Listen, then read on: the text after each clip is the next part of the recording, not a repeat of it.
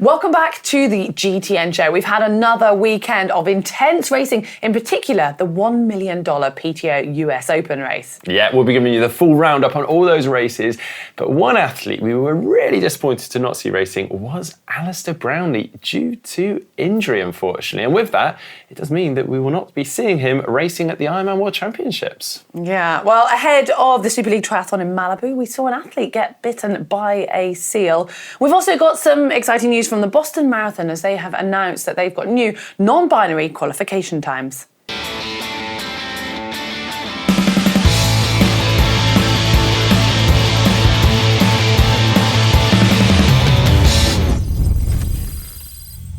Okay then, starting with a bit of a quick fire of some of the stuff we spotted on social media. The interesting stuff, the fun stuff, and in particular starting with some less negative stuff. Javier Gomez out of the Ironman World Championships. He's had a bit of a rough year, hasn't he? Oh, I know, I really feel for him. And I think just as an audience, it's a bit gutting because he is such a class athlete and we all want to see him race. And he was so close to 70.3 hours when he was fit, and then it's just being hit again. Yeah, so he says it's not been an easy year. Firstly, missing Ironman Worlds in May, only days before the event, he got COVID, and as he said, he's actually had a really rough run of that and had actually struggled for months to recover from it.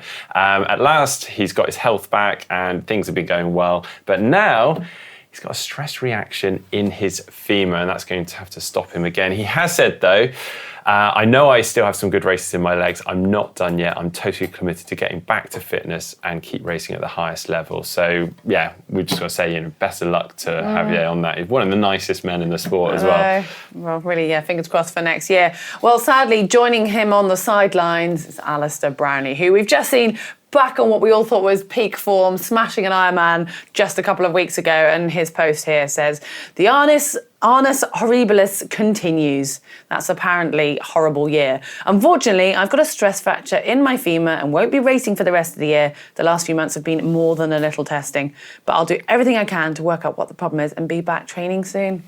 What have those guys been doing?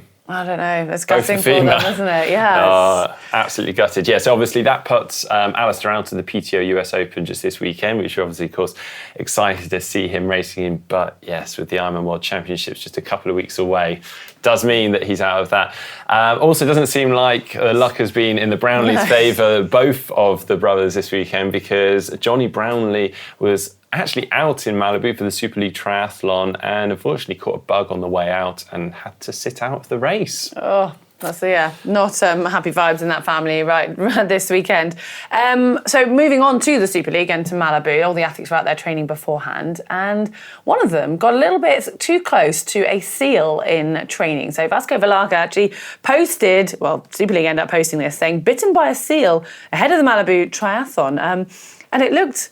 Well, he's a pretty big old beast, isn't he, that seal? I mean, that petrifies me, the thought of having a seal swimming near me, and now to know that they do actually bite. Well, so there is actually a YouTube video on the Super League Triathlon page, and he describes it as it sort of came over just inquisitively looking, checking him out, a bit like a dog would, and it did seem friendly at first, but it got a bit too close. He tried pushing him away, but as the waves were pushing them in, it got a little bit too close. Vasco tried pushing the seal away, and it just got a bit freaked out and went for a bite. It punctured the wetsuit, so I think he got quite a bad cut on the forearm, but also on the fingers. Nothing too bad. He was still obviously able to race very well, but I must have scared some of the other athletes as well who were knowing they had to get in and train. I mean, I guess it's an incentive to stick with the group, which probably leads us on to our next athlete and the post we noticed. So the big news was Cam Worth was racing this weekend in Super League, not really his normal distance. And he posted before the race just noticing the seal and saying, do we have to race this bloke? But I don't think that was the biggest of his worries, as it turned out. So he put,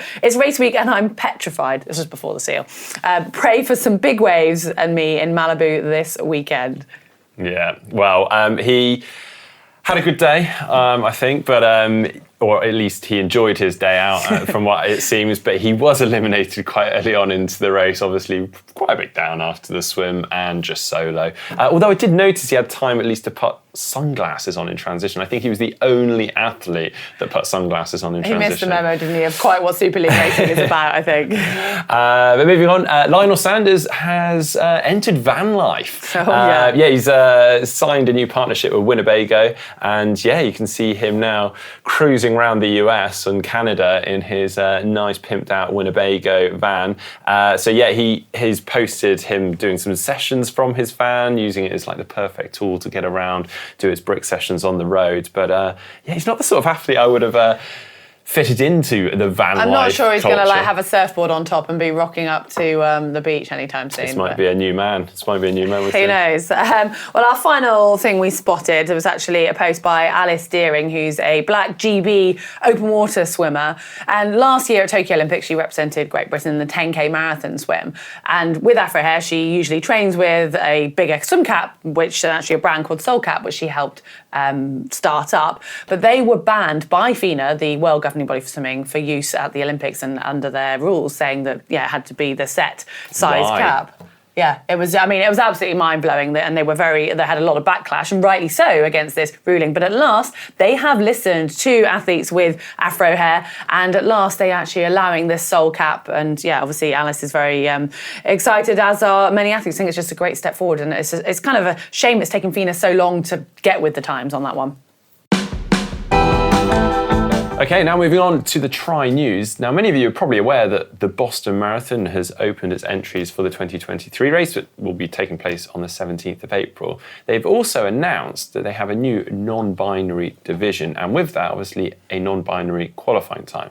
And obviously, up to this point, they don't have non-binary times to go off in terms of gauging a qualifying time. So they're actually using the women's qualifying time and as the non-binary qualifying time. And they said in future years, obviously, they'll have that database, all the times to work off to give those qualifying times a non-binary. But as an example, for 18 to 34-year-olds, which is the youngest category in the race, non-binary runners will have to achieve a marathon time of 3 hours and 30 minutes anywhere from September 2021 until now. And then obviously those times have increased slightly with each age group. But exciting step forward. Yeah, it's cool. And I think other marathons will be following in the footsteps. I mean, Boston is one of the biggest, and it's cool to see it leading the way on that. Well, On have just announced a new programme for, I guess, recycling their shoes. They're calling it Onward. And this is an opportunity for customers to send back lightly used footwear in return for a $35 voucher. Now, it does have to be lightly used, but they will have a look at the shoes when you've sent them in, and then if they think they're good enough quality, they just get sort of tidied up and cleaned a little bit further and then put onto their site, onto their Onward site. And then consumers have the chance of buying these pre-used footwear at a reduced price. So they're basically trying to extend the lifespan of their footwear. At the moment, it is just footwear. They're hoping to extend it to clothing as well. If the shoes you send back in are not good enough, they will send them on for recycling. So it's still got a positive impact in that sense. At the moment, though, it looks like it might just be US-based. I've had a look on the website and I can only find it being given back in dollars and asking for the state that you live in. So if it is further afield, we'll let you know. But it's quite an interesting way of trying to increase your lifespan. However, they are saying it's only very lightly used. Although that may be quite good for, particularly those times when you bought a pair of shoes, you do a bit of running and you're like, oh, these aren't really quite for me, can't find a friend to pass them on to. So actually, this is a really good avenue rather than it just going into landfill or sitting in the back of your cupboard for years on end. And you can use that money to shop on Onward or on the actual on-site as well. So you could then go and buy, maybe you've got the wrong size or something like you say, you could then go and buy another pair and you've got $35 off. So it'll be interesting to see how that goes. And I think with the clothing even more so, because clothing wears out less quickly than shoes on the whole. So an exciting project coming from them. Cool. And another bit of news we've got is that Xterra, who we'll know from cross-country off-road triathlons, have now got a new Trail Run World Series. Well, this series is going to include more than 30 trail events over 20 plus countries. And the idea is bringing the trail running community together which is going to culminate in a World Series. So there's ranking points at these events, which actually opened back in January 2022. So some athletes will have already started to accrue points.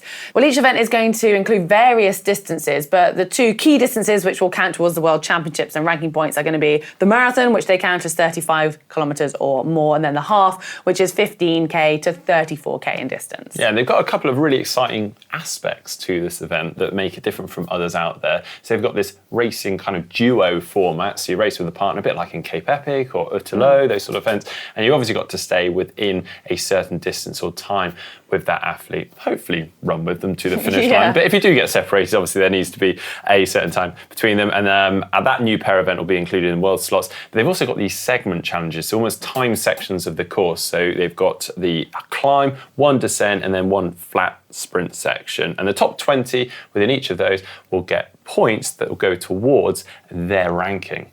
Pretty exciting, isn't it? Yeah, there's quite a lot of aspects to it. I think we should have a go at the duo one. Oh yeah, I'm thinking that as well. Should be quite really a fun exciting challenge, yeah. And now for What the Tech. And retired Olympic triathlete Helle Fredriksson and her husband Ben Powell Fredriksson have just raised $1.5 million for their app Collective. Now, Collective is a training app for endurance athletes, and they've actually got a pool of training plans on there which come from world-class coaches as well as ex-pro athletes. And the beta launch was back in February 2020, and they'd already actually managed to raise $160,000 through that. And it sounds like, obviously, with this new backing, it's going to be growing even faster, and we're going to see more about it. Yeah, it sounds really exciting. They're kind of almost pulling together a community aspect, the training aspect, but also expert knowledge all in one place. So, I mean, I think people have alluded to it like Training Peaks with the Masterclass and Strava all in one, which is quite exciting. That's a big project, isn't it? Yeah, so it's definitely different from other platforms that we've seen out there. Yeah. So, I mean, both of them know their stuff as well. Oh, absolutely, yeah.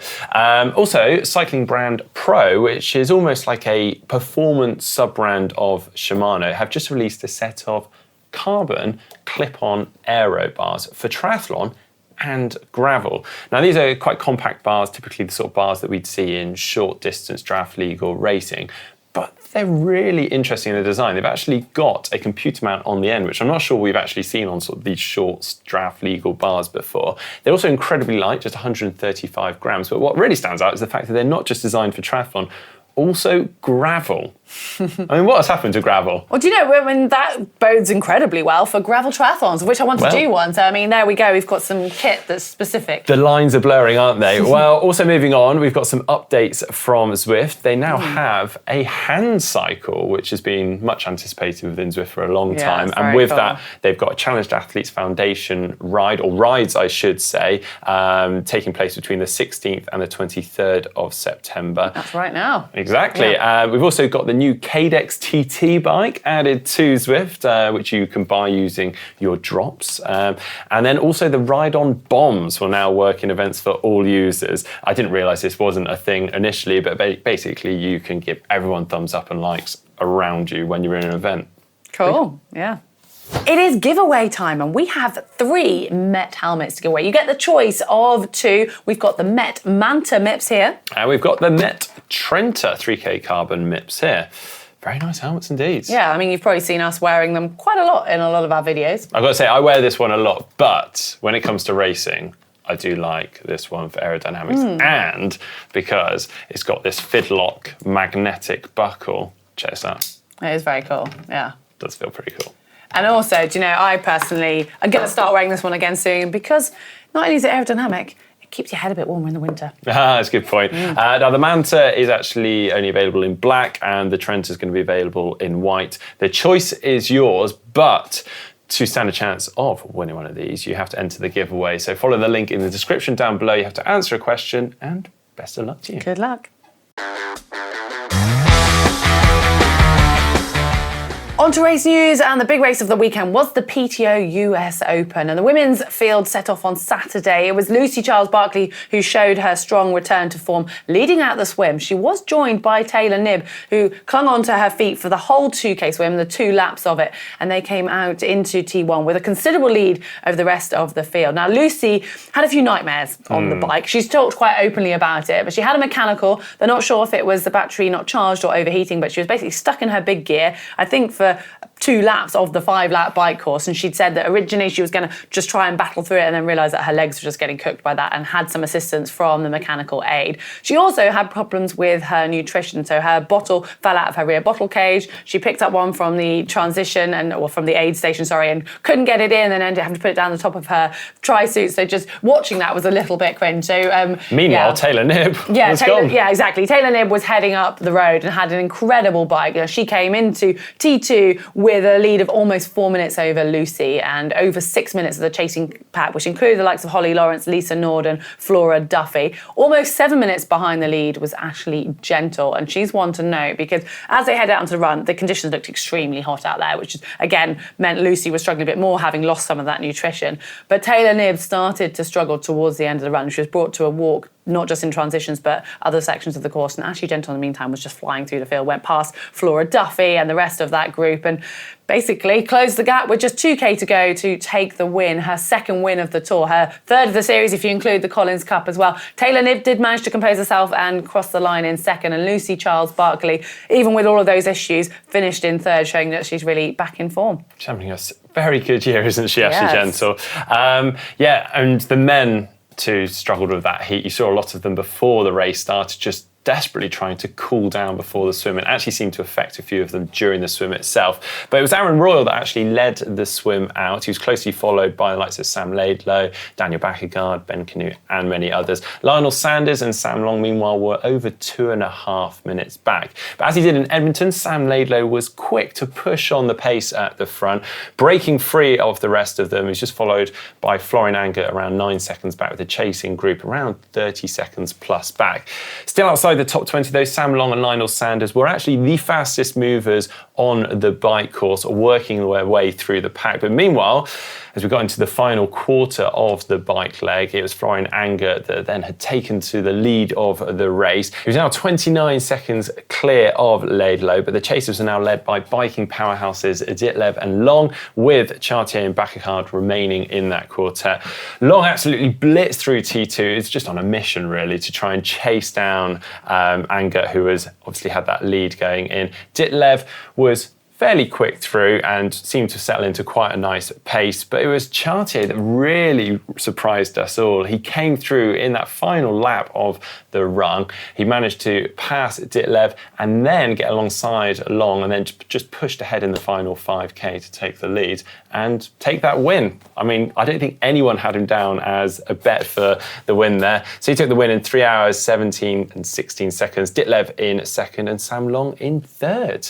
Yeah, exciting racing. Well, we also had a women's only pro race over at Ironman Italy, and this race was actually postponed by a day. And I mean, hats off to the organisers. They had a storm come through on the Saturday, which was supposed to be the day of the Ironman. Sunday was scheduled for a 70.3, and they managed to, in that short notice, first of all, endure the storm. And I think it was pretty horrific. There were trees falling on cars and all sorts.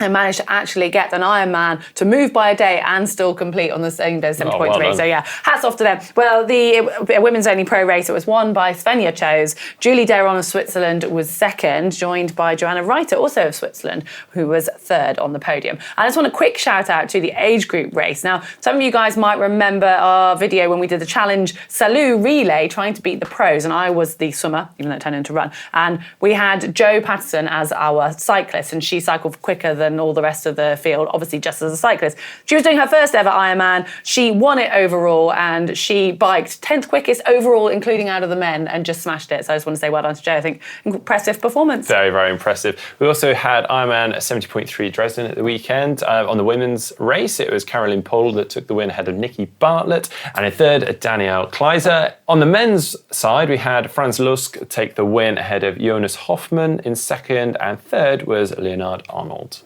And then, obviously, we had the exciting racing over in Malibu. It was the Super League Triathlon, the third in the series. And this was the eliminator format, which, as we explained, Cameron Worth was victim of on the first round. So the athletes were knocked out after each round. Yeah, and it was over incredibly short distances, as per usual. 300-metre swim, 3.6-kilometre bike, and a 1.6-kilometre run. As Heather said, it's 3 events with a very, very short recovery period between which mostly is spent rushing around trying to sort out your transition before the next one. And as the name suggests, it's eliminator format, so athletes are knocked out from one round to the next. In the women's racing, it was dramatic. We saw Georgia Taylor-Brown crashing very early on, but powering through and carrying on despite all the horrible road rash down her leg. It's Taylor Spiver that took the win finally ahead of Miriam Casillas and then Georgia Taylor-Brown in third.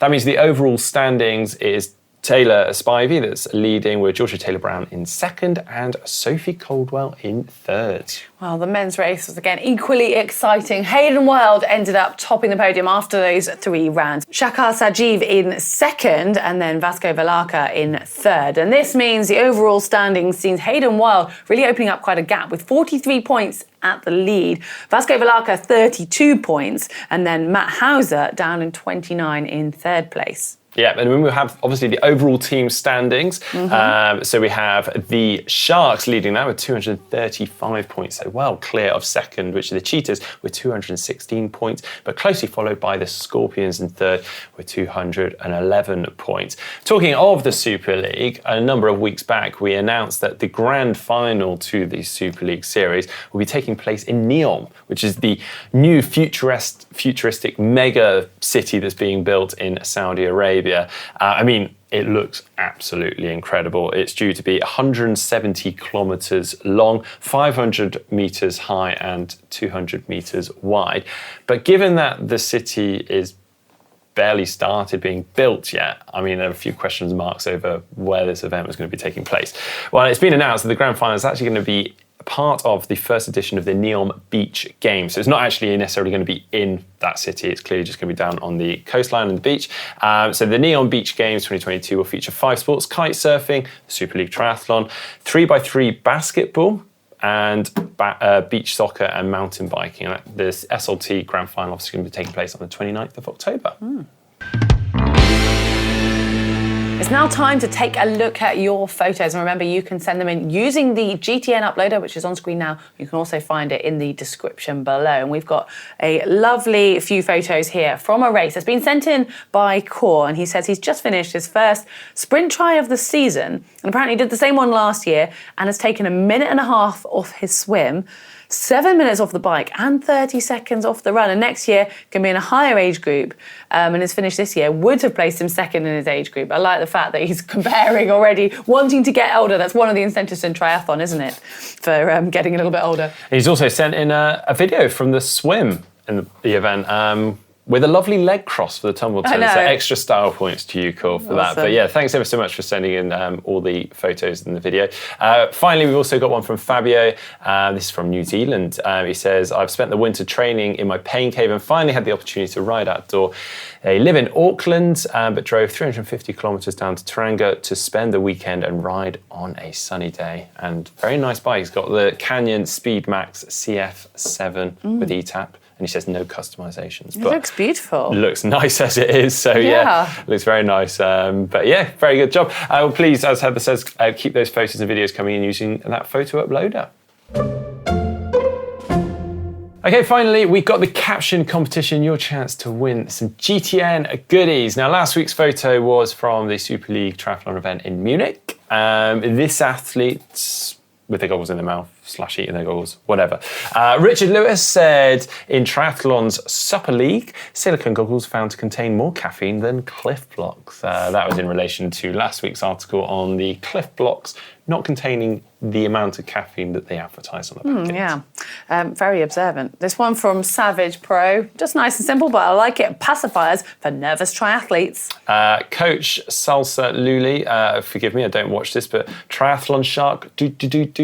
Is that the right tune? You're pretty close, and I think our viewers will thank you that you didn't quite get it spot on, so hopefully it's not stuck in anyone's heads after that. Apologies now for the sewing, not for Mark singing, mine's worse.